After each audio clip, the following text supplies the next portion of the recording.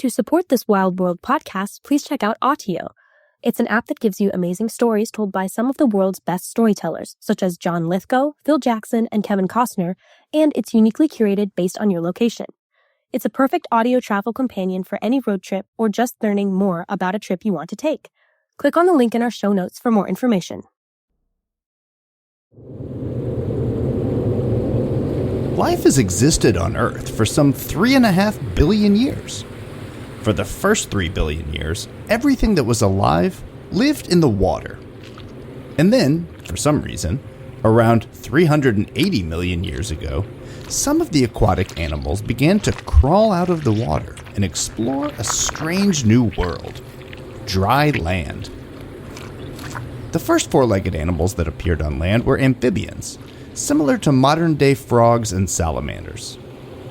Flash forward a few 100 million years, and the descendants of those first pioneering amphibians became the familiar four-limbed animals alive today, including reptiles, birds, and mammals, including us humans. The emergence of life on land was one of the most important moments in the grand saga of life's evolutionary history. Many of the characteristics of our bodies, like our arms, legs, hips, hands, fingers, and necks, can be traced back to adaptations that occurred during the transition from fish to amphibians. But how do we know that? What evidence exists from this time that can help us piece together the sequence of events that led our ancestors out of the water and onto land? We're interested in the great transitions in the history of life, and the polar research that we do, the fossil research, is a big part of that, because it shows us extinct forms that are no longer around, right? And we see these anatomies that would be invisible to us if we didn't have the fossil record. This is Wild World. I'm Scott Solomon. In this episode, we're traveling north, very far north, in search of clues about some of the most important moments in the history of life on Earth.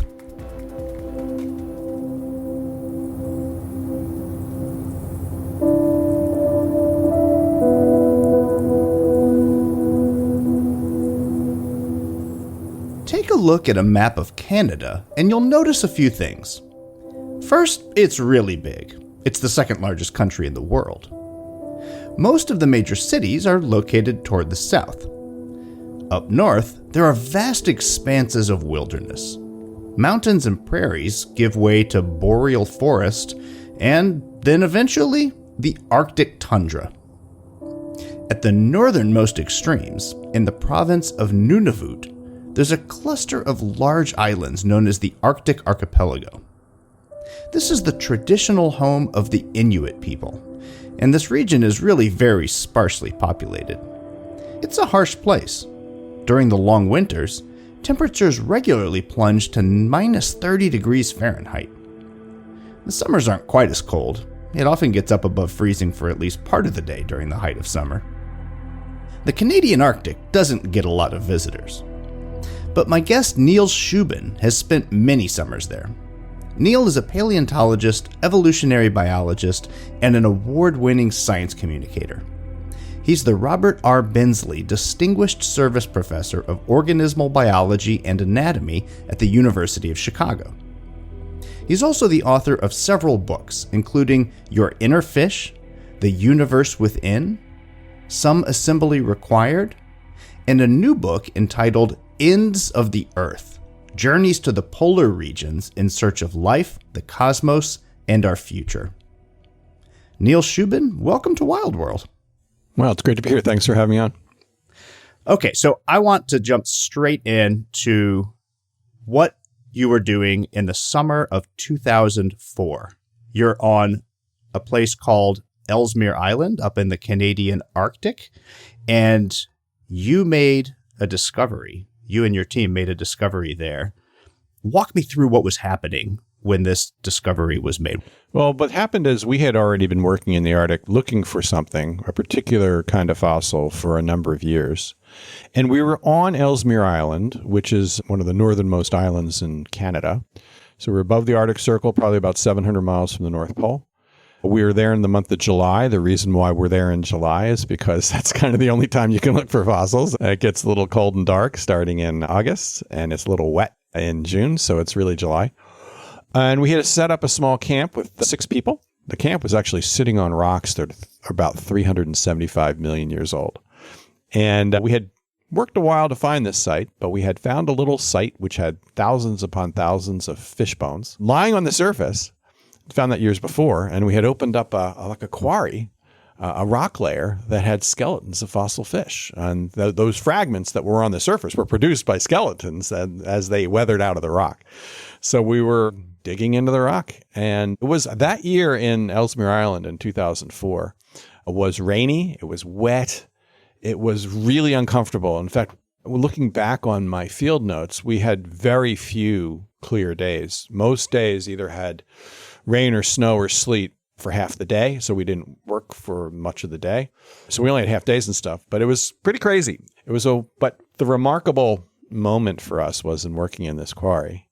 We're pulling out fossil fish, but one of my colleagues, Steve Gatesy from Brown University, uncovered something, a strange bone. He had called us over. He said, "Hey guys, what's this?" And we went over to look at it, and I realized we had found what we were looking for just in seeing that little fragment exposed in the rock.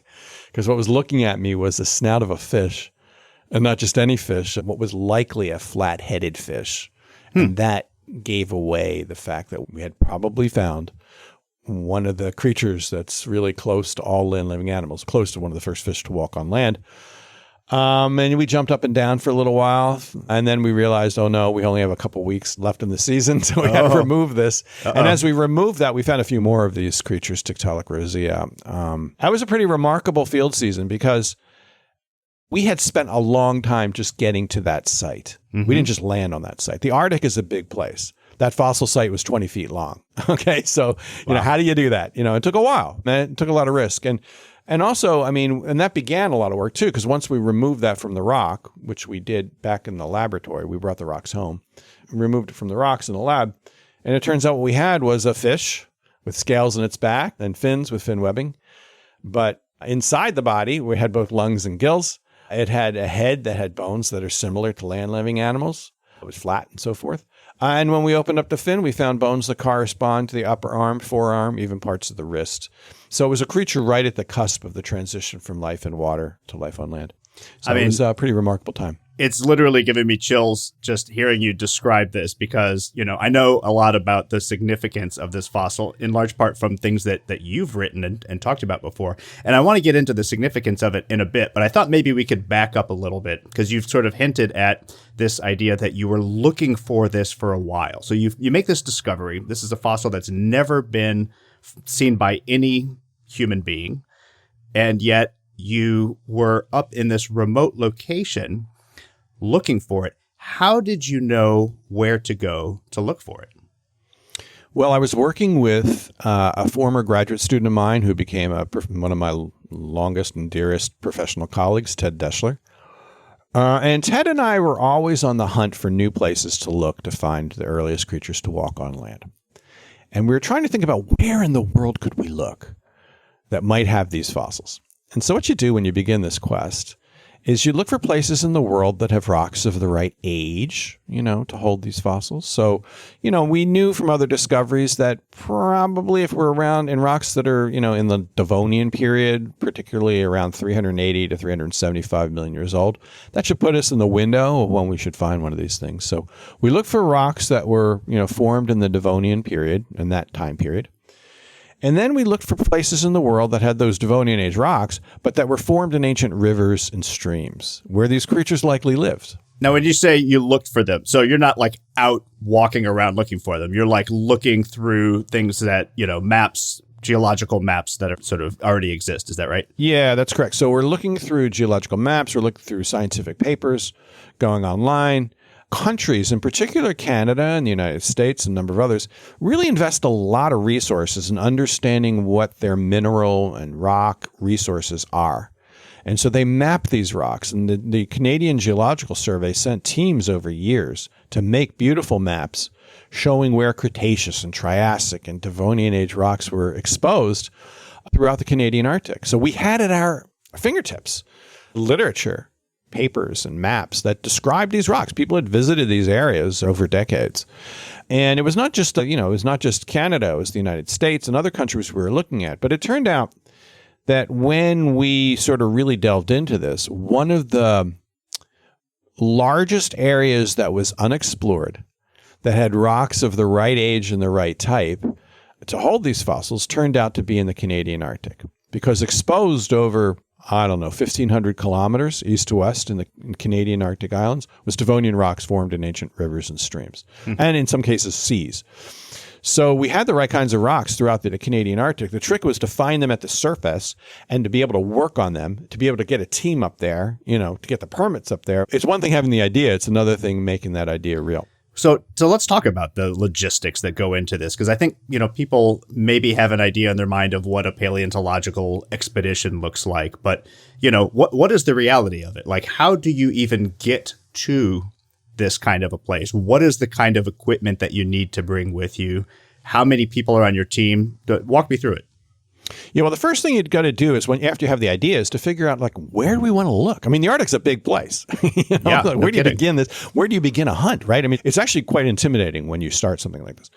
So we decided that we chose particular areas where we thought the rock was best exposed to the surface, where we could get in there with helicopters and airplanes, where, logistically it was possible to do that, where we could set up a camp that had water, that we can, from the local streams. And these are not insignificant concerns, where we actually have a camp that you could live in for 4 to 6 weeks that was within walking distance to the right kinds of rocks. So, it's not easy to choose those kinds of places. So we looked at aerial photos. We looked at geological maps. We spent a lot of time doing the basic homework to try to figure out where we can put a crew of 4 to 6 people for 4 to 6 weeks, where we can have a reasonable camp that is within walking distance to the rocks. Because you don't have roads. You get flown in by aircraft, either helicopters or or fixed wing aircraft, and then they go, and they're gone for the summer. So they leave you your food and they say goodbye. I'll see you in August. Yeah. And so you have to get ready for that. So a lot of homework to choose where to look. Then once you choose where to look, then you have to think about, put together a crew of people who can really do this kind of work. It's not everybody's cup of tea. And, you have to think about not only do you have be able to work there, but the prime objective of working in these regions is not science. The prime objective is that everybody returns home safely. That is number one. Everything else is second to that. Everything else is a extreme distant second to that. I commit to the safety of the crew. Yeah. And science is a distant second to that, obviously. Not even considered. So, safety is number one. And so to do that, you really have to think about, how do you equip yourself? Because, the winds can be really high. You can get winds up to 70, 80 miles an hour, which we had this past summer. Wow. And that'll wipe out camp if you're not careful. And it did wipe out camp this year. Oh, no. Yeah, it was kind of touch and go. But, we've had those storms come in through. But so, you have to think about safety. You have to think about food. You have to think about medical care. You have to think about people's needs psychologically, physically, emotionally, scientifically, all that. A lot goes into preparing a team for this kind of work. But the biggest thing is, honestly, one of the biggest things is preparing people not to find fossils. Because most of the time, when you go up there, you're not finding anything. And because it took us 4 seasons over 6 years to get to that 2004 season I told you about. We started in 1998. So you have to keep your head in the game. And when you're not finding it, when the weather's terrible, when, everything is like you're asking yourself, well, why am I here again? When you're not finding anything and you're wet and you're cold and your whole crew's looking at you asking why are we here again? So you have to get through those tough times, and anybody could be there on a day like the day we found Tiktaalik, but it's the 4 seasons over 6 years that we really, that really got us there. Takes a lot of patience, it sounds like. Yeah, and also a lot of little mental tricks to stay in the game, because you can find fossils at any time, but you might not find anything in the course of a day. Then all of a sudden, boom, you see them right there. So you just have to keep your head in the game, and you have to little mental tricks that help a lot. Interesting. So, okay, people might have an image in their mind of what the Arctic looks like. I'm sort of picturing a vast expanse of just ice, but that's not necessarily what it looks like, right? So can you paint a picture for, if you plopped me down at your field site on Ellesmere Island, what would I see? What does it look like? Yeah, so if we plop down on the site, for instance, that we were at this past summer, what you would have is bedrock exposed to the surface, because we choose places where there's relatively little ice cover. But you will see ice in the distance. Usually we're by a fjord that's ice covered. The rocks are red or green or gray. Imagine the American Southwest with mesas and buttes and red and green rocks. Now imagine that with ice.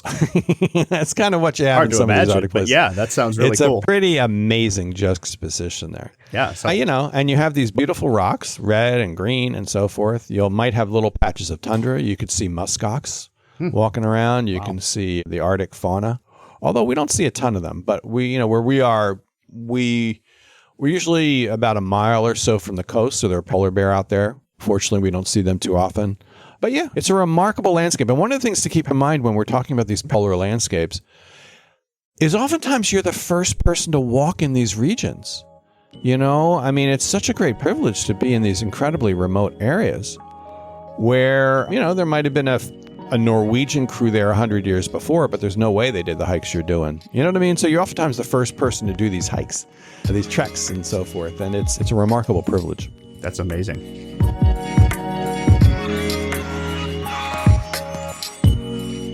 Let's take a quick break. When we come back, we'll hear about what a typical day is like in an Arctic field camp.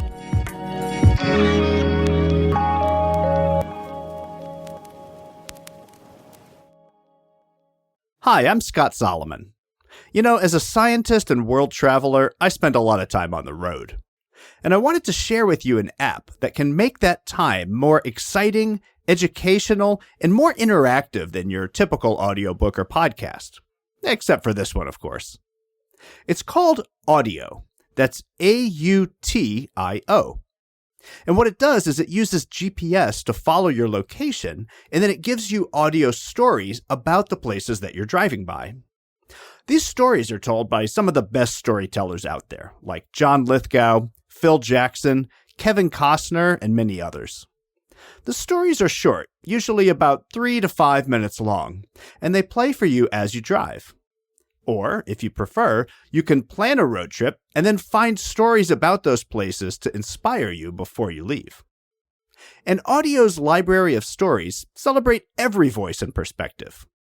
Rooted in curiosity, the storytelling embraces the diversity of cultures, people, and places that you discover along your travels, just like we do here on Wild World.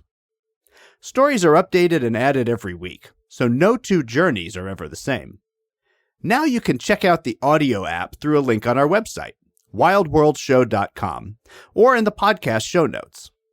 And by doing so, you'll also help our podcast to continue to bring you explorations of the natural wonders of the world and the voices of the people who explore, study, and protect them.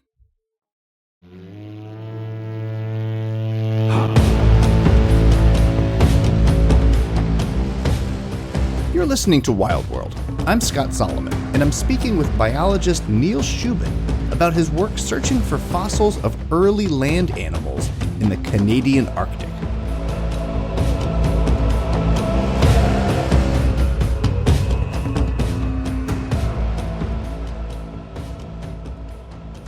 So what would a typical day be like for you when you're out working up in the Canadian Arctic? So a typical day, remember a day there in July is 24 hours of sunlight. So the first thing you have to get used to is, dealing with your circadian cycles being kind of messed up. So 24 hours of daylight means, people say, oh, you can work 24 hours, 23 hours. I'm like, no, you don't. Ooh. And so I'm very mindful of safety. I'm very mindful of, as I said, that's the most important thing. I'm very mindful of people's well-being. And what that really means is keeping to a strict schedule of work, keeping to a strict schedule of downtime and sleep. And all those things are very important for mood, for energy, and all that good stuff. So what we do is we typically run a 7-to-7 schedule where people show up in the tent. We have a kitchen tent. Everybody has their own personal tents where you hang out and sleep. And they're like small mountaineering tents, 4-season mountaineering tents. And then we have a kitchen tent, which they claim they should withstand winds of over 60 miles an hour. Note to self, they don't. Uh-oh. But witnessed last season. Oof. But, there are some, these are the classic dome tents. We have those. We have one. You do usually bring one or two of those, typically one, depending on the size of the crew. And then, people show up for breakfast. And that's a safety check time. So when I see everybody in the morning at 7 a.m., I either radio the base or text the base. There's a Canadian base that's a couple hundred miles away that sort of manages these things. I text them, say it's morning, we're all fine. I see all the crew. Everybody has their breakfast of choice, and we discuss the morning. We usually plot out where we're going to walk, where we're going to look for fossils. We have the maps. We sort of divide up in teams. Sometimes we go as a full group of 6. Sometimes we'll divide up into teams of 3, depending on the locality and how, whether if we think there are polar bears around, we'll tend to all group together, but it just depends on what's what. And then off we go. And a typical day will mean walking over rocks, looking for fossils eroding out of them. And, in a typical day, you might see scales, you might see teeth, you might see, you might see some bones. That keeps you interested. And then there'll be about a day of, you have a day of looking for fossils. Then by 7 o'clock, everybody's back. And then I do another safety check, making sure everybody's back, and radio or text the base again, make dinner. Dinner's usually an event. And then, lights out or, sleep by between 9 and 10. So I try to keep a very regular, plain brown wrapper, schedule, nothing strange. I don't push it too much. Mm-hmm. I don't ask people to do extraordinary hours or extraordinary physical things because it's hard enough to be there. And yet one thing I tell people, when you're in a place like this, you might be days from medical care. You might be a week from medical care. Right.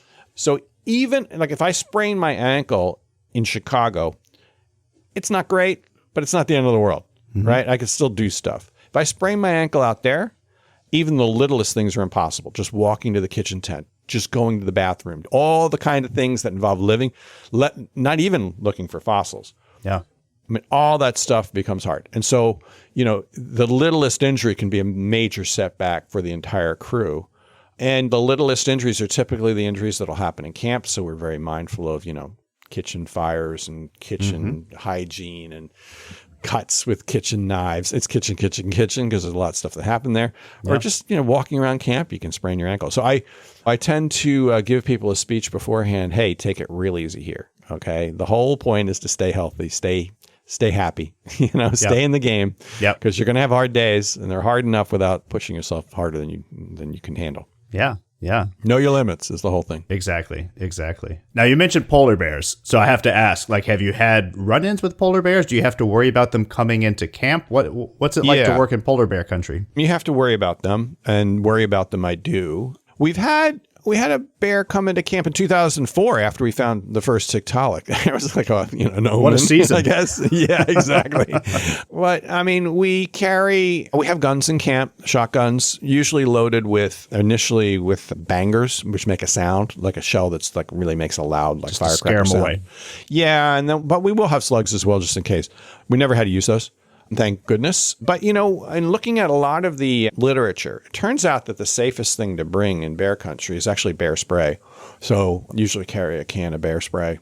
Mindful of bears when we walk along the coast, as we did this year and previous years. So, mm-hmm. Sometimes you're working on the margin of a fjord that's like where you have a bedrock cliff, and you want to look at that bedrock cliff because you think there may be fossils in it. But below you is an icy fjord with seals and all kinds of, it's a smorgasbord for the bears.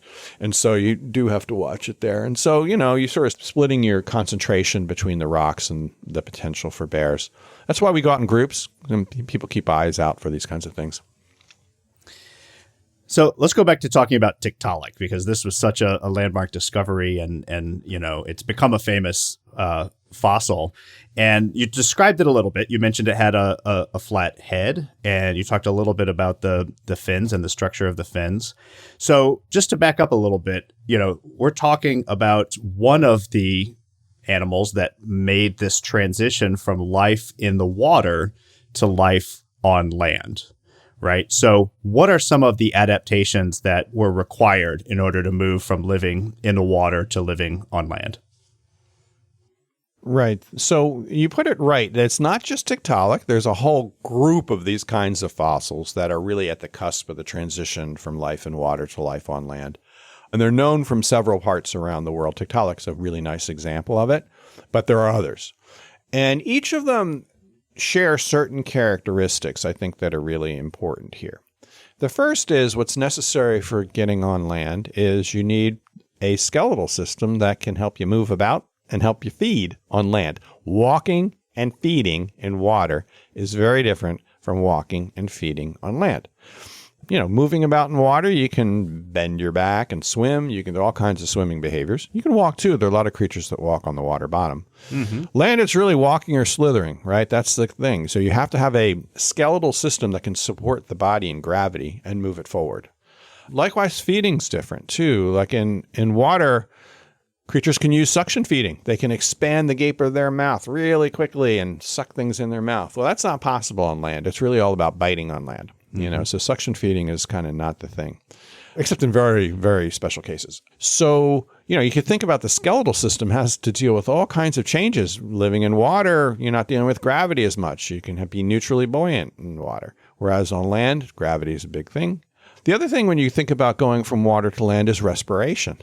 Right. So, breathing in air versus breathing in water. Gills are fabulous for breathing in water, but they're not so great for breathing on land. So you need other mechanisms for that. And animals have evolved a variety of mechanisms to breathe air, not the least of which is lungs. And there are a variety of other adaptations as well. Sensory adaptations. The sensory environment in water is very different from the sensory environment in land and air. The food resources, the ecology, living, in terms of your interactions with other creatures are different in water and land. So it's a very big difference. Yeah. But here's the thing to remember. Pretty much every invention that tetrapods, our distant ancestors, used to walk on land originally arose or had really remarkable antecedents for creatures living in water. Arms and legs, they evolved in creatures living in water, like Tiktaalik and its cousins. Lungs predate the transition from life on land by eons. That is, all these fish had lungs. And lungs originally arose in aquatic organisms, in fish, because, the oxygen content of water can vary, particularly fresh waters. And lungs evolved as an accessory respiratory organ. And we see that today. We see lots of fish with a number of different types of fish with lungs. And we see that in the fossil record as well. So lungs and arms and legs and feeding adaptations, actually, they originally arose in fish living in aquatic ecosystems. Yeah, it's so cool to think about, right? I mean, it's like they predated the transition from life on land. So and it's worth mentioning, right? Because, we're both evolutionary biologists. We're used to telling people about, evolution is not forward thinking. It's short-sighted. It's about solving whatever the problem is today. But when you describe it like that, it almost seems like there was this sort of plan that, you were going to evolve this and eventually it would be useful. But of course, no, it's whatever is useful for the moment, for the environment that you're in. It just so happens to become useful in a different way in the future, right? Exactly. And so a lot of this comes down to not like evolving new inventions, biological inventions. It's using old inventions in new ways. And that's really true with many of these great transitions in the history of life. If you look at feathers and flight, feathers evolved well before the origin of flight. Right? They evolved for other reasons. So a lot of these inventions that we associate with these great revolutions in the history of life, they evolved in a different context. So a lot of this is changing the context with the features are used. So Tiktaalik and these other creatures really show this very beautifully. And if you look at the arm bone equivalents in Tiktaalik, so Tiktaalik and these creatures all have a humerus, all have a radius and ulna. They all have some elements that compare to wrist bones. And if you look at them, and particularly in Tiktaalik, these bones are set up to really support the animal. You can see on them muscle crests, like giant crests that would hold these muscles that would support the body. In fact, if you look at what we call the ventral surface, the one that faces towards the ground, it has huge crests. So it's implying that these animals had huge pectoral muscles. I don't know if you go to the gym, but if pectoral muscles are perfect for doing push-ups. Sure. Pectoral muscles are necessary for doing a bench press. So think about Tiktaalik as being really set up to do a push-up or a bench press, right? And all these are set up because the appendage, the arm in this case, the arm bone equivalent in Tiktaalik in these fins, are set up to support the animal, to hold it up, to prop it up. And that's because it was coming out of the water and feeling the force of gravity and having to have muscle in order to hold itself up? Yeah, and I like to think about Tiktaalik as an animal that can walk and support itself on the water bottom, walk and support itself in the shallows, and walk and support itself in the mud flats. Think of it as a continuum. From the bottom of the water, walking there is actually, easier because it's supported by the neutral buoyancy, but also in the shallows and in the mud flats. So it's not like water or land. Right, that sometimes there are these intermediate ecologies, and I think the shallows and the mud flats fit that intermediate place, and the benthos as well, where they walk on the bottom. So where does the name Tiktaalik come from? Right. So back in 2004, after we found this creature, we knew we had to give it a name because it's a new taxon. So we worked with the Inuit communities to develop a name. And we wanted to have a name that was meaningful to them and to us. And Tiktaalik is a name that they use for a fish that they actually hunt in the western part of the Arctic that has a flat head. So this creature, this fossil reminded them of this quarry that they typically hunt. And so, that's the name that stuck. That's really cool. Yeah. And I love that it is meaningful to the local Inuit population. Indigenous, yeah. Oh, definitely. I mean, and we wanted to engage them as much as possible in this. And I think the naming project was just a fabulous way to do it. We also involved ourselves with the local school. So the nearest Inuit community is about 250 miles from the fossil sites. And it's one of the northernmost communities, full-time communities in the world. It's called Grise Fjord, Canada. Wow. It has about 165 people, 170 people, something like that, year-round. Very isolated, a remarkable community. And, there's a school there, the Umamek School.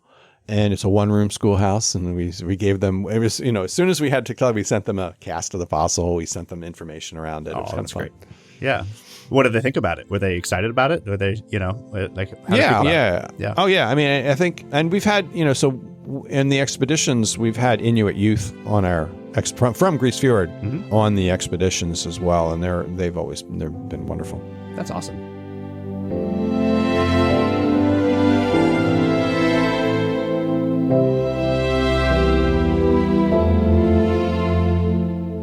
This is Wild World. After the break, I'll ask Neil about the first fossil he ever found.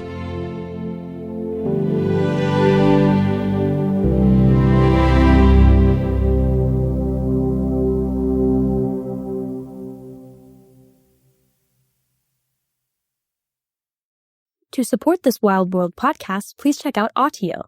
It's an app that gives you amazing stories told by some of the world's best storytellers, such as John Lithgow, Phil Jackson, and Kevin Costner, and it's uniquely curated based on your location.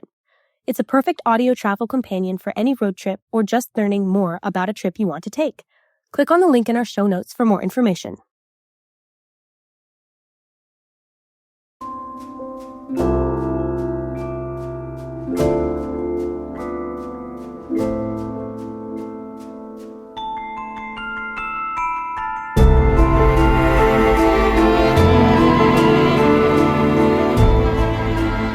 Welcome back.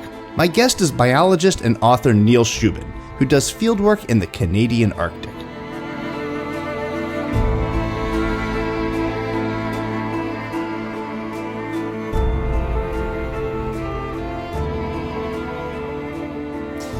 So I've seen casts of Tiktaalik in museums all over the world, and any natural history museum you go to these days, it might have a replica, a cast of Tiktaalik.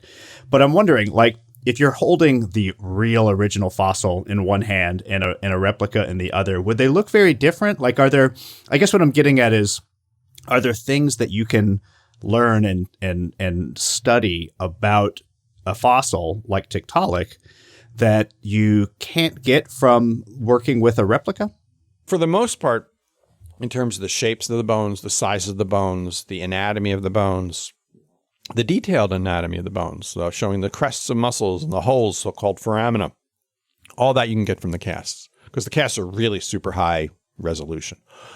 What you can get from the original fossil that you cannot get from a cast is when you pop these things in a high energy scanner, you can sometimes see the histology of the bone tissue itself. You can see the layers that the original bone tissue is laid down. You can see vascular structures inside the bone. So you're looking inside the bone. Yeah, so you can see like the CT cellular or something. Right? Yeah, so you can high energy CT scanner or a high energy synchrotron X-ray. You can actually see, if it's high enough energy, you can actually see the cellular structure of the bones in many cases. That's amazing. Yeah, and if you're lucky in the preservation, and some of these you can. So it's really amazing. But it's really kind of that internal structure that you can see from the bones that are missing from the cast. But everything else you get from the cast. And in fact, all these things are now online. You know, the 3D files are online. So if you want to print out a Tiktaalik head, you can do it. You can do it in any color and any size. So. Oh, that's great. We'll have to put a link in our show notes in case definitely. Listeners want to check it out. Yeah, the fin's there, the head's there. There are other bones as well. So one of the other ways that Tiktaalik has become famous is as a meme. So I'm wondering, do you have a favorite Tiktaalik meme? Oh, you mean we're like people are giving a middle finger to the thing to send it back in the water kind of stuff? Sure, yeah, something like that, right? Like that was a big one. Oh, yeah, like leave the fish in the water with this damn fish. Particularly during COVID, people were like really busting on Tiktaalik, So really, like, why? Well, because they're blaming it for all the ills in the world. They blame Tiktaalik for the pandemic. Oh my god! Yeah, or just for humanity, right? We wouldn't be in this pickle if it wasn't for this stupid fish, right? Right. And I would get a rise out of that. It was pretty funny. That is pretty funny. I mean, there's a lot of cool stuff. I have a Tiktaalik plushie behind me. You can see it there. Oh yeah. There's a Tiktaalik coin in Canada. There's been a lot of stuff like that. I mean, I guess my personal favorite. My son sent me a Tiktaalik Minecraft.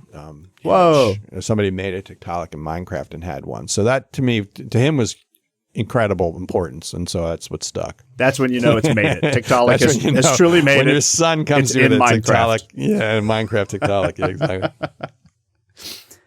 So your team discovered Tiktaalik in 2004, as you mentioned. But as you said, you've been going back to Ellesmere Island and other sites in the Canadian Arctic since then, and you've made other discoveries. So tell me about some of the other things that your team has found since Tiktaalik. Well, we found another genus of a Tiktaalik-like animal called Qikiqtania, which we described 2 years ago.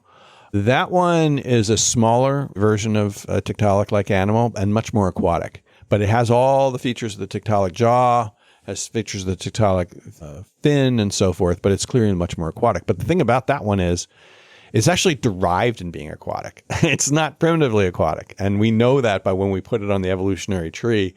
It's actually more derived than some of these other creatures. And so it's a Tiktaalik-like creature that sort of made a U-turn back into the water because it has Tiktaalik-like features that it shares. But yeah, so it says, that's good for you, Tiktaalik, but I think I'm going to get back in the water. So that's Qikiqtania. So with the internet meme, when people say, go back in the water, Qikiqtania is what happened. Qikiqtania, Qikiqtania exactly. Is the one that did that. Give him Qikiqtania did that. We've been able to scan every bone of Tiktaalik pretty much. Not every bone, pretty much everything up to the tail.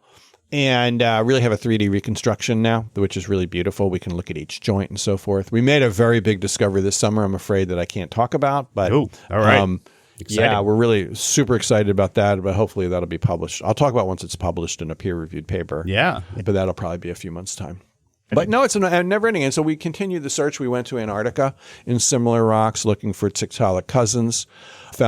It's amazing. That was an incredible privilege to work there for a few summers, austral summers. Well, I want to ask you about that because, your new book is The Ends of the Earth, and it's all about the work that you and your team have done in both polar regions, in the Arctic and the Antarctic. And actually, the book is about science in general. So no, it's me as a Arctic and Antarctic researcher. Yeah, but I want to tell the story of the science in those regions because it's an amazing stuff that these people that happen.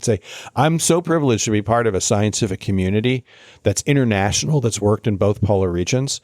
And my story is actually only a small part of polar science. Obviously, there's glaciology, there's meteoritics, there's the South Pole Telescope, there's glaciology, understanding the future of climate change, there's understanding microbes under the ice. There's understanding animal adaptations. So no, I tell the whole story of polar research with the lens of somebody who's worked there, over time. Yeah. But but where that book was born was actually going to Antarctica in 2016, 2019, and really working in one of the hardest environments I've ever really I mean, you think the Arctic's harder. Antarctica is harder in a lot of ways. Really? It's windier, it's colder, it's drier. We were at altitude. Each day was a bit of a struggle getting out of the sleeping bag at minus 10 degrees. You think you're cold now, right? I mean, imagine camping out and that stuff. And what struck me as sublime, actually, about all that was these mountains are poking through the Antarctic ice. So the Antarctic ice is miles deep, right? And you have these mountains that are miles high, and they're poking through. And you go to the tops of these mountains, and you just see ice for all around you. And all the way to the South Pole, pretty much. And we're a few hundred miles from the South Pole in the Transantarctic Mountains. And at the top of these mountains, surrounded by ice, in the coldest continent on the planet, are ancient rivers and streams filled with tropical fish. I mean, tell me, and sharks and stuff like that. Tell me that juxtaposition between present and past doesn't blow you away, right? Absolutely. And so that, in a nutshell, captures like the beauty of geology, right, and what we do. Yeah. And I remember standing there thinking, oh, wow, this is just, I want to share this so much because it's just such a beautiful sensation, really, as a scientist to do that and to find like fossils of ancient Devonian creatures at the tops of Antarctic mountains, surrounded by ice. It's pretty amazing stuff. That is amazing. I actually had the opportunity to visit Antarctica late last year. We actually did a live broadcast from the ship that we were on, but I was up in the Antarctic Peninsula. In the peninsula, probably, yeah. Which that's where is those very cruises go. far from where you were working. But I was blown away by the ice, by the scenery. It was incredible. You never forget your times in the polar regions. Oh, yeah. I mean, and I like yourself, I know people who've done cruises and visited and scientists who've worked there, and it just changes the way you see the world, right? Working in a polar region. Yeah. And I'm sure you felt that, right? Absolutely. And I'm sure the people you were with felt that. And that's why I wanted to write that book, because it really changed the way I see the world, but it also changed the way I see myself in the world, right? And like climate change is real, and the choices I make affect these beautiful regions, and changes to these regions affects us. But also learning about myself. I've had to confront myself, and it's not always pretty, dealing in these regions and at the extremes of what I can do, and knowing my own limitations and the limitations of other people and how to make it all work, that kind of thing. Wow. Well, I wanted to ask you about some of the other work that you do, because, fossils are only part of what you use as a tool for studying these big evolutionary transitions that we've been talking about. So you also use tools like DNA sequencing analysis and the study of, how embryos develop. Could you talk a little bit about how you do that? I mean, I think at first it might surprise people to hear that you could even use DNA to study something so old, because it's not like you're getting DNA directly from these fossils, right? No. So, I mean, my laboratory we're interested in the great transitions in the history of life. And the polar research that we do, the fossil research, is a big part of that, because it shows us extinct forms that are no longer around, right? And we see these anatomies that would be invisible to us if we didn't have the fossil record. But if we look at the DNA of living creatures are walking around today, like, fish and amphibians and reptiles and mammals and birds. If we look at their DNA, we could begin to understand how that component in DNA, how that's used to build bodies, how bodies are built, how they're constructed from egg to adult during embryological development. So what we do is we do quite a bit of genomic and embryological comparisons of embryos and DNA and tissues and so forth between fish and land-living animals who are alive today. We can ask the question, how does the DNA of a fish differ from the DNA of an amphibian or a mammal or what have you? Mm-hmm. And the answer is not much. It does differ quite a bit, but interestingly, we can find like many of the genes that pattern our own arms and legs and hands and feet are seen in fish. And guess what they're doing? They're patterning the fins. Right. So we can ask the question is, how do the biological mechanisms that build fins in development, how do they differ from the biological mechanisms that build limbs? So you're using DNA of living species to learn about the transitions that happened, 360, 380 million years ago. Yeah. Yeah. Yeah. And we can do that with great precision now, because we can modify the DNA. You can extract the DNA, you can compare it, but also you can modify it. You can use gene editing techniques to ask the question, like, what are these genes doing? And you can image them in certain ways. It's a really wonderful time to be a biologist, right? Because on the fossil side, new imaging technologies have revolutionized paleontology. I mean, just from synchrotron scanning and CT scanning and computational tools to make those images, worthwhile. And then you can say the same thing about the DNA and embryological side is that, the DNA technology has gotten powerful. The computational techniques have gotten powerful. And the ways we can image all this stuff, using microscopes has gotten powerful. So it's like, yeah, where do I begin? It's all pretty exciting, right? It is. So going back to fossils for a minute, do you remember the first fossil you ever found? Yeah. Oh, definitely. So the first fossil I ever found in the field was a horn of a triceratops, and we found it in Lance Creek, Wyoming. I was an undergraduate in my junior year on my first fossil expedition. That feels like a pretty exciting thing to find at any stage in your career, but particularly for your first fossil that you would find, to be a triceratops. That's like I was a pretty kid's stoked. dream. Well, it turned out not to be the whole skeleton, but it turned out to be bits and pieces. Yeah. But I was actually not, if you were on those expeditions in those early days, you wouldn't have picked me for being a very good field paleontologist. I did not grow up as somebody who, camped out or anything like that. So it took a little bit of an adjustment for me to, not just to lead, polar expeditions, but just to work in the field.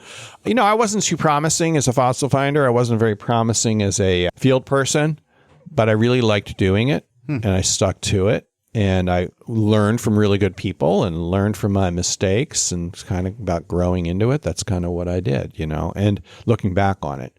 But I wasn't overly, you would have been like, no, you would have, anything important in the ground, you would have kept me away from, I would have broken it. Well, you say you didn't grow up being outdoors much. What was your childhood like? Where'd you grow up? I grew up in suburban Philadelphia, and I loved science. I loved astronomy. I loved archaeology. I liked physics and chemistry and all that stuff. I liked the sciences, and particularly I liked the natural sciences. I liked natural history. Loved natural history museums. They were a real source of inspiration to me. Not the dinosaurs, interestingly enough, because everything. But I was not a dino. Wasn't a dino kid. Yeah, I was not a dino. So when you find a triceratops, then that wasn't necessarily that the thing you dreamt of as a kid.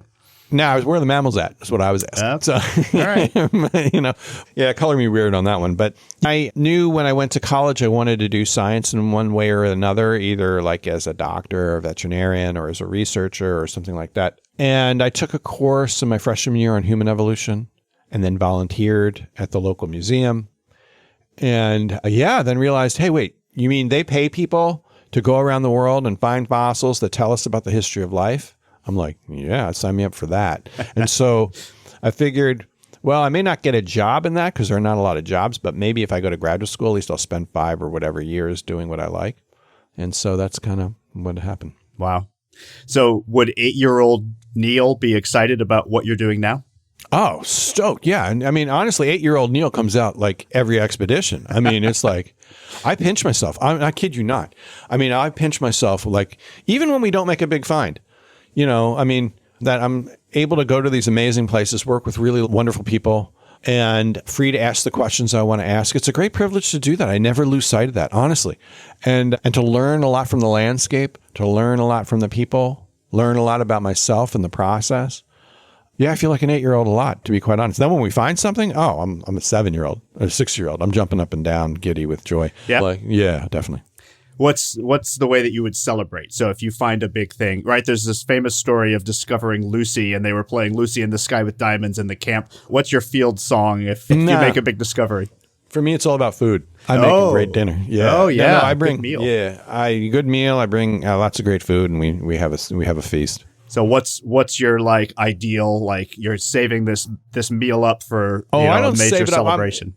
Like a etouffee or a gumbo. You're down in Houston. We can do a mean old crawfish etouffee. Yeah. So I can get canned.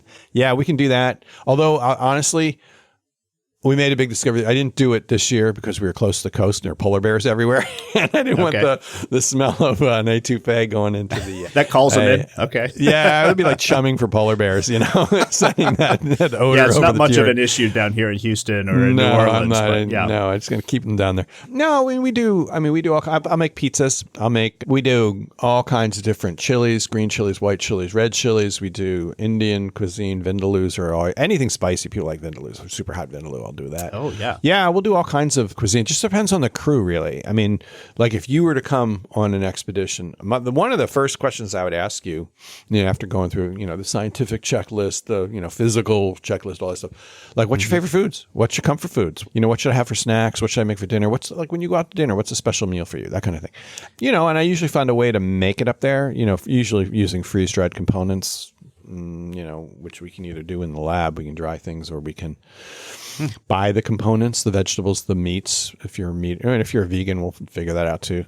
So I spend a lot of time thinking about people's comfort foods, because believe it or not, I'm sure you believe it, when you're celebrating, but even particularly when it's really hard, when you're not finding stuff, you want a good meal at the end of the day. They call it comfort food for a reason, right? Yeah, no, it's a psychological effect. And, people do it and their belly's full with warm, spicy food, and they're going to trundle on back to the tent. They'll sleep well and ready to start it again, And so really think about food as entertainment.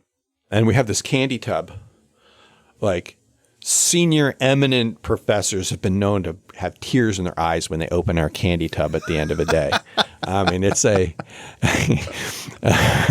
Are you naming names? It's just bristling. No, I'm not going to name it, but I'm bristling with treats, So it's like I spare no expense on that sort of stuff, because it's like, honestly, helicopters are incredibly expensive. Aircraft are very expensive. It costs it's a marginal cost to have amazing food, And so...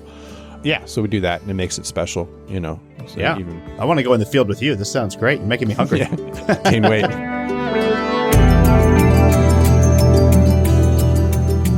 You're listening to Wild World. We'll be back in just a moment with more from my guest, Neil Shubin.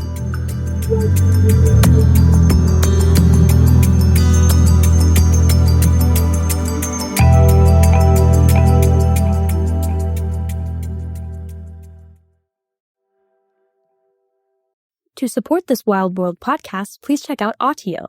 It's an app that gives you amazing stories told by some of the world's best storytellers, such as John Lithgow, Phil Jackson, and Kevin Costner, and it's uniquely curated based on your location. It's a perfect audio travel companion for any road trip or just learning more about a trip you want to take. Click on the link in our show notes for more information.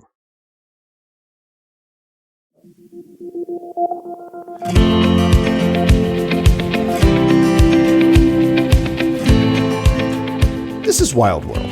I'm Scott Solomon, and I'm speaking with biologist and author Neil Shubin. His new book, Ends of the Earth, is about scientific exploration in the world's polar regions.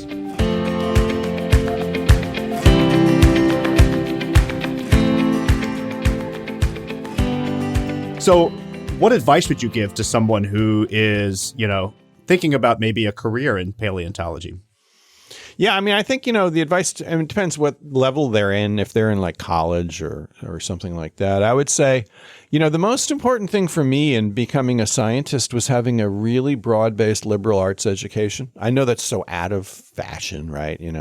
But honestly, I remember being asked by students once, what was the most important class you took in college? It's a question you really have to think about. And right. It's funny, the thing that percolated right to my head was Russian literature. Wow. Okay. Right. Why is that? And why? Because I had a teacher who really went deeply into the critical analysis of books. And then we had to write every week. And we had to write very carefully with word choices that made sense and semantics that made sense, that were really critical. And it was really that exercise that I've carried with me in a lot of what I do. But getting a broad-based education, being affiliated with a museum when I was a kid, was a college student, was really huge. Having that opportunity, doing independent research was really huge. And not being scared to be wrong, not being scared to ask questions. Most people filter themselves when they feel they don't understand something. They think, oh, everybody else understands this, and I'm so stupid I don't. I think it's really an important skill to have, to ask, be comfortable asking questions. Yeah. Because that's the best way to learn, right? And ask questions, get a liberal arts education, science, math, literature, learn how to write, learn how to do math, learn how to critically think and read, get some experience in a museum if you have a local one, or try volunteering in your local school or community or what have you. Those would be all the things that I would do. That they worked for me. Let's put it that way. Everybody's different, but that constellation of things worked really well for me. I love that. I mean, well, of course, as a professor, I a big fan of telling people to keep an open mind and to ask questions. And like you said, not to be self-conscious about not always understanding everything, right? Yeah. Yeah. Don't people, I mean, we filter ourselves too much. Yeah. And yeah, not being scared to ask the basic questions, because sometimes the basic questions are the ones that, that throw the professor off the most, right? He's like, why is this important? Yeah. Why do I want to do this? That kind of thing. And yeah, don't lose that. Don't lose that curiosity. Yeah, curiosity is huge. Indeed. So you were talking a bit ago about the importance of writing and learning to write in your own education. And you've now written like 4 books, I think, for the general public. So is writing about science for general audiences something that's important to you? Yeah, hugely, because it forces me to always ask the question, why is this important? Why does this matter? Why am I interested in it? Because I'm sitting there writing and there's a reason why. And it really comes up meaning plumbing my own connection to the material and plumbing why this material, whatever I'm writing about, might be interesting to somebody from all kinds of different walks of life, right? That is an enormous opportunity and an enormous challenge, right? How to do that. I like that. When I'm writing, really sometimes feel I'm getting in touch with part of myself, and even when I'm writing about science, I really feel I'm connecting with something deep in me. But importantly, it's not just connecting with me, it's trying to connect with other people who might come to this material with different backgrounds, different priorities, and all that sort of stuff. And so how do you always force myself to think about that makes the material fresh for me. How to tell a fresh story, how to explain sometimes esoteric science in a way that makes it important for people, makes it relevant for people, and you give them enough story that they can remember it, because it's we're a storytelling species, right? So it's the way we organize facts, and to have it within a story that can kind of be a source of recollection for people. So now there's a lot there, right? And if I thought about all these things as I was writing, I probably wouldn't write. I'd have writer's block. But I certainly write, and then I edit myself to those things, and so that's yeah. But okay, most scientists aren't trained in how to write for a general audience. It's a very different kind of writing, as you say. You're really telling stories, and that's not how most of us are trained to write in, in graduate school and whatnot. So how did you learn how to write in that fashion? Well, I did some writing in college, but more was really kind of when I sat down to write Inner Fish for the first time. I had the goal of writing the book. And that was my first writing for the general public. And I remember sitting with that blank page for the first time. And a lot was going through my head. But one of the things that I kept on repeating to myself is, as a scientist, I was in a world of rules of writing. There are rules, clear cut. Yep. Here's a introduction. There's an abstract, introduction, results, material, methods, and on and on and on. And there's actually rules. Right? Yeah. There was a formula. It was like a dance with, they had specific steps. But here I didn't have that. Here I remember thinking to myself, no rules. The only rule is convey the material accurately and may be really interesting. And those are pretty hard to live by. Yeah, no pressure. Yeah, no pressure there. But I remember thinking, well, there are no rules. And I remember sitting and just writing, and thinking, well, it's how I tell, whatever, let me just give this a go. And it felt very liberating, honestly. And so that I try to capture that feeling whenever I'm writing something new, like for the new book, Into the Earth. I was definitely doing that, touching that piece again. And when it works, it's really fun. The problem is it doesn't work every day. Right. It's like you got to be disciplined about it. What's your style? Do you have are you like one of the people that writes every day for 15 minutes, or do you need larger blocks of time? No, I mean, I have very rigid style, and that is I have to write in the morning. If I don't write in the morning, it's done for the day. Yeah. And I could write for any length of time. Usually it's about 2 or 3 hours in me of that's good. And then, if I could go for a little bit more, but that's the productive time. But the strategy I tend to do is I need the mojo, right? And I like to follow the advice of Ernest Hemingway, which was never tap the well dry. If you're writing something that's kind of you're really into and it's really exciting, take it far, but don't finish it off. Yeah. Start the next day with that. Always start pumped about something. Yeah. So you have to play this little game with yourself sometimes. I don't tap the well dry, as you would say. I would sort of like leave it. If I'm onto something I'm really enjoying, I'll leave it for the next morning. Okay. And then I'll stop it there. Then I'll edit something else or I'll do something else. But I'll leave something I'm stoked about for the next morning. If I can't do that, what I'll typically do is I'll begin the morning by editing something I really liked that I wrote. Now, that has a risk because I can edit that and I'm like, it gets me pumped because it's good. But I can edit it and think, wow, I thought it was good yesterday, but it really sucks now. So it could go either way on you. But, it's a process. Not every day is going to be great. Just know that. Be a little forgiving with yourself, too. Do you feel like doing this kind of public science communication helps you with your science? Oh, absolutely. Yeah, I mean, it helps me because it reinforces a lot of the fundamental questions of, I said questions are the key thing. So why do I do this? Why is it important?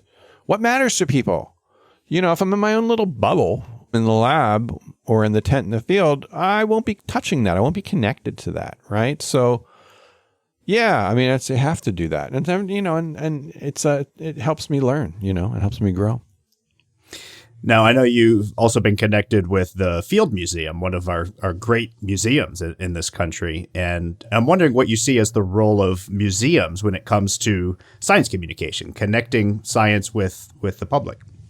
Well, museums have a very special role because they are really housing the artifacts, our inheritance as a culture for natural history and art and so forth. Natural history museums, they, have millions of items.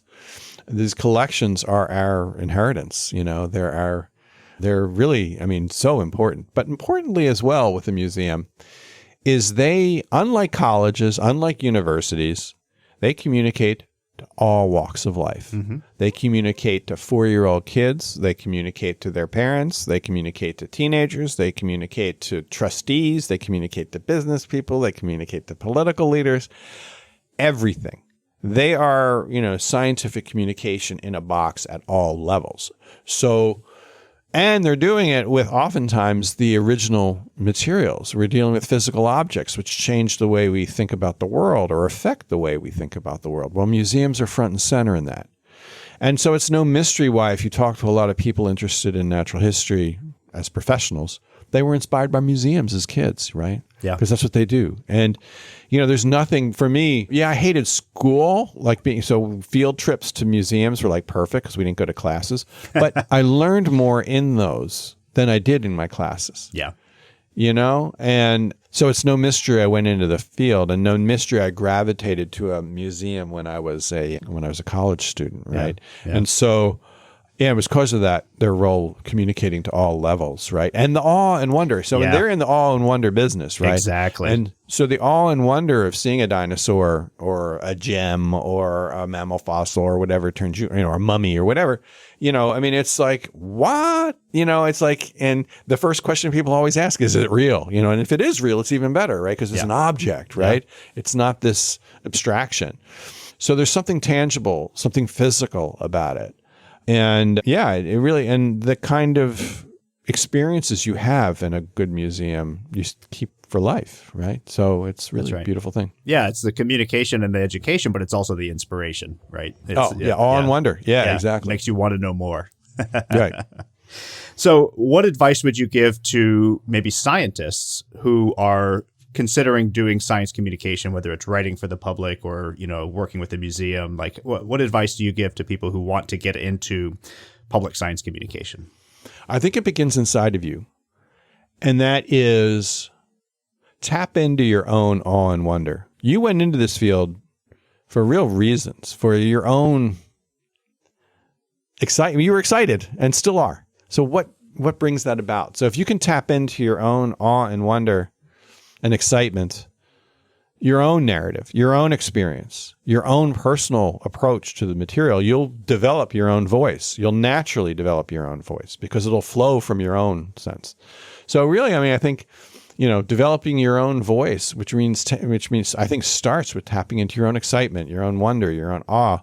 Then you can bring it to other people. No, that's how I am. I'm not going to tell other people, but I think how to behave. I mean, that's just how. If I was to generalize my own personal experience to others, that's kind of what I would say. So, when is your next expedition? Any place that you haven't been? This summer. Hopefully this summer. We're thinking of something in South America. We'll see how that plays out. We're right now we're thinking about. So we wrapped up a Devonian expedition this past July. Really stoked about that, working on the science from that. I mean, it's like still aglow from the discovery, but we're shifting gears a little bit and going into earlier rocks, looking for early vertebrates. This is about 100 million years older. So wow, that is a lot stay tuned. older. Yeah. So we're doing a little bit of a shift here, but stay tuned. Very exciting. Well, Neil Shubin, thank you so much for sharing a little bit about the work that you do and have done both in the Arctic and in Antarctica and other parts of the world. And really excited for your new book. And it's just been a pleasure to talk to you. Thanks so much. Thanks for having me on. Appreciate it. To learn more about Neil Shubin's research, check out his website, shubinlab.uchicago.edu. His book, Ends of the Earth, is available anywhere books are sold. You can watch his Emmy award-winning miniseries, Your Inner Fish, on PBS. We've got links to all of these in the show notes and on our website, wildworldshow.com.